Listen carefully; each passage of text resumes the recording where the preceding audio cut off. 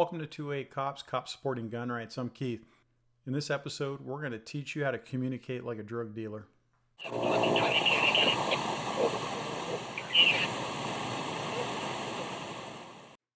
So times have changed. We've got we got censorship by big tech.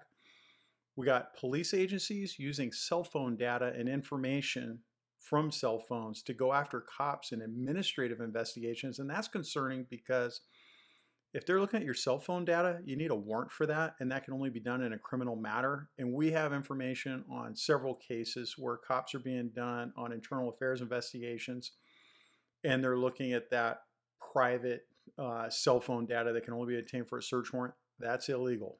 And so if they're willing to do it to us, what are they going to do to you? So this video is really for everybody. I never thought I would see censorship in my time, but yet here we are. So we're going to teach you how to communicate so that prying eyes can't find you, make it a little bit more difficult for them to monitor your communications. How did I learn all this? I worked narcotics for a lot of years, and they taught me how to communicate without getting caught. So special attention for law enforcement officers if your agency like Seattle or Oakland PD. Oakland PD is going after a retiree, or I don't want to say going after a retiree. They're making a lot of social media posts about a retiree that went to the Trump rally in Washington D.C. and disavowing knowledge of him. Who cares? He's retired. He can do whatever he wants. So he exercises First Amendment right. We know that there are those instances where cops are getting targeted, by looking at their cell phone data. So let's talk about how you're going to get around some of those things. First things first, you're going to want to get a burner phone. So what a burner phone is an inexpensive mobile phone that's designed for temporary use, and then you can throw it away when you're done. But you want to be smart when you get your burner phone.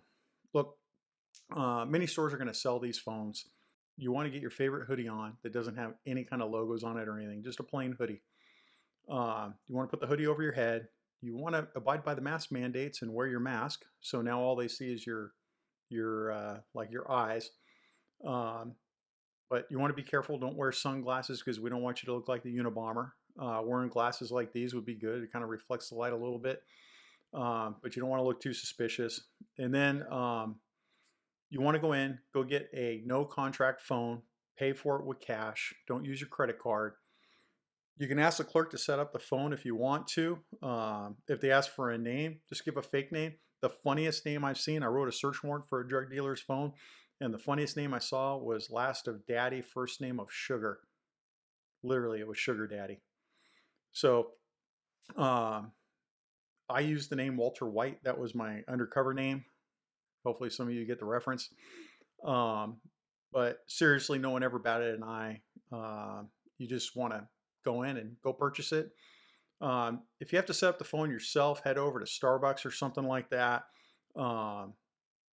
You want to be in the outfit that you wore when you got the phone. Use their Wi-Fi to set it up. Make sure that you don't park your car in front so that the cameras and everything can pick it up. Now you can use all the services that we're going to talk about next. You can use them securely. You can go ahead and exercise your First Amendment right at a rally if you choose to. And not just that, but you just don't want, it bothers me that agencies are writing warrants on an administrative action. There's just a problem with that. It's illegal. You can't do that unless they think that there's criminal. And if they're saying there's criminal, they're making it up. Next up, want to use a VPN. So we like Surfshark. Let's talk about what a VPN is, and then I'll show you a little screenshot of what it looks like for me. So a VPN is a virtual private network. You should use it every single day of every single minute on every device. No exceptions. It gives you some online privacy. It gives you some anonymity. Now, everything's not perfect. Look, they can still try and figure out who you are, but you're just making it difficult. VPNs are going to mask your internet protocol, your IP address. So your online actions are not untraceable, but it's pretty tough to find out who you are. Most important, the VPN services, they establish secure and encrypted connections to provide greater privacy than just use a secure hotspot.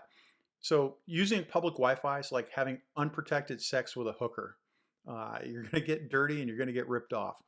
I was in a class one time at a conference for narcotics officers, and the instructor did a really good job. We were in a hotel and he put up free Wi-Fi. So like literally there was, if you went on to look for Wi-Fi because there was no service in the room we were at, it said free Wi-Fi. People started connecting to it. Well, the instructor owned that. Um, he went in and said, he went up and showed right away, this is everybody that is connected to my internet right now. And you can see, everybody's phone up there.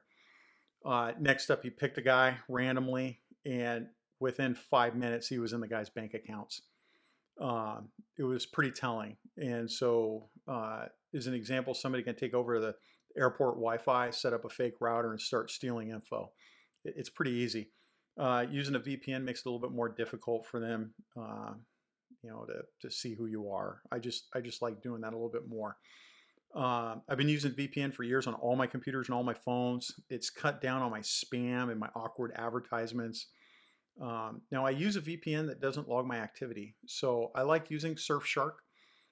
They are based out of the Virgin Islands. So think about it. When somebody looks at you, let's say you can end up connecting somewhere else. Let's say Mexico.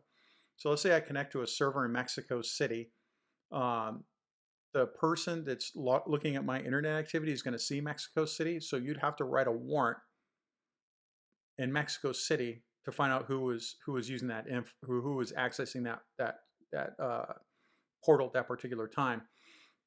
They're going to see that it might be Surfshark, and so now they're going to have to write a warrant, a second one now, which Mexico City isn't going to honor that warrant, by the way. They don't care. But let's say they did. Now that takes you to the Virgin Islands. Now you got to write a warrant for the Virgin Islands. And then Surfshark doesn't keep your info. So they're going to say, well, we don't know who it was. It could have been anybody because they don't store data. So pretty much you're cruising in anonymity. And it's sad that this is what it's come to, but it is what it is. Using a VPN is super cheap. I'd tell you what the price is, but it fluctuates. But Surfshark, you're looking at I don't know, somewhere around $249 a month. $250 a month if you get a 2-year contract. $250 a month is nothing. You got that. That's not even a cup of coffee. For that price. Next up, you want to encrypt your text messages. Your text messages can be intercepted and can be gathered through a subpoena. I text regular people when I'm having regular conversations, but I'm going to text people in my group about how big tech is infringing on our rights. Or let's say I'm going to a rally and I want to exercise my First Amendment rights. I use something called Signal. The Signal app keeps only minimal logs on users. So as an example, it works just like every other text messaging service. I mean, for me, it sends an alert just like every other text message. You can't really tell. But back in 2016, the feds served a subpoena on Signal app to get information on 2 phone numbers. Interesting. I think they're based out of Switzerland. I'm not positive. So you'd have to write a warrant for Switzerland to go get that, and then they have to honor it. So Signal app, when they got the warrant, they received the feds received almost no information back because of how Signal works. So that makes me feel pretty good using it. You can also make phone calls and video calls on Signal. So really, who can see what text messages you had? I like that. So let's go back to phone calls. You should encrypt your phone calls. Phone calls can be monitored. If you communicate with others, you can use Signal app to communicate securely by video or voice. It's very tough to monitor your verbal communication through Signal app. And to be honest, most of your communication should be on voice on a secure channel instead of writing something down in a text, even Signal or an email, because all those can be looked at. So as of this timing, there's a big brouhaha going on with a small police department in Northern California because these cops were blowing off steam in a group text and somebody printed it off and gave it to a newspaper. And so now all these cops are in trouble. They're probably going to get fired. And all they were doing was blowing off steam. It's like every other group text that some guy's involved in, and that's not right. So really, I wouldn't be writing anything down. I'd keep it to voice and video. But anyways, you want to use email encryption. Standard email can be intercepted. I wouldn't use email anyways to get out communications that you're worried about, because these emails can be printed and shown to others. Um, but if you want to have a conversation with someone and don't want everyone to see it outside of your group, use Proton Mail. Proton Mail is based out of Switzerland and it's encrypted end to end. Again, don't put something in writing that you don't want seen by everybody. But if you have to do it, it's more beneficial to use Proton Mail. You want to use a fake social media account?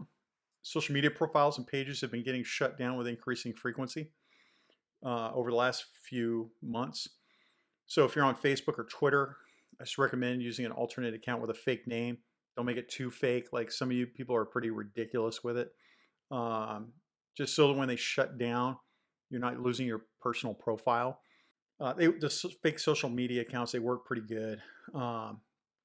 But just to wrap this all up, censorship is real. It's going on. I don't like it. I don't like how they're coming after the cops. We got to be smart. Really, it's time for all of us to start communicating like a drug dealer. Never in my life did I ever thought I would be doing a video like this, and I don't feel right doing it. But on the other hand, I don't like what the government's doing and what big tech is doing. And I think it's time you protect yourself. This isn't meant for you to go do something illegal. If you're doing something illegal, you're what's wrong with the country. Just stop it. This isn't meant for you to go, overthrow the government or do something stupid like that. This is just what I've seen big tech doing. I think it's important for you to do things to protect yourself when you communicate with your friends. So the biggest thing, the number one thing, if you were going to do anything at all, get that VPN. There's a link for Surfshark down at the bottom. Yes, we do get a cut if you do something, and I'd appreciate if you did, because it helps support what we're doing. But I wouldn't throw it up there if I didn't believe what they had was a good product. We don't do that. But just for all full disclosure, but getting a VPN is the most important thing if you just pay attention to one thing. For the cops, I know some people are hear me mentioning the cops and you should do this and that. It's not so the cops can go out and do bad things. That's not what it is. It's that they're getting targeted for doing what we all do every day. Going to a rally, making comments online, stuff like that, and they're getting hammered for it because they don't have a First Amendment right. So, hey, these are some of the things you should do to protect yourself. It's controversial. I know some people are going to be upset that we're talking about this, but man, never thought I'd have to talk about it, but here we are. So, anyways, that's it. Do me a favor, subscribe and follow. Subscribe because it helps us get rated good on YouTube. Hit that like button over there, because that like button actually makes it so we get higher search quality and people see more of our stuff. So the more you stay involved with the page, the better off we are. So take a look at our other videos, see what we got out there. We're trying to put some good information out to you people. But anyways, that's it. Stay safe. Have a great week. 900 North Miami Beach Boulevard, parking lot of Kmart, case number 001 8. Complainant will be waiting near this 86 white Hyundai.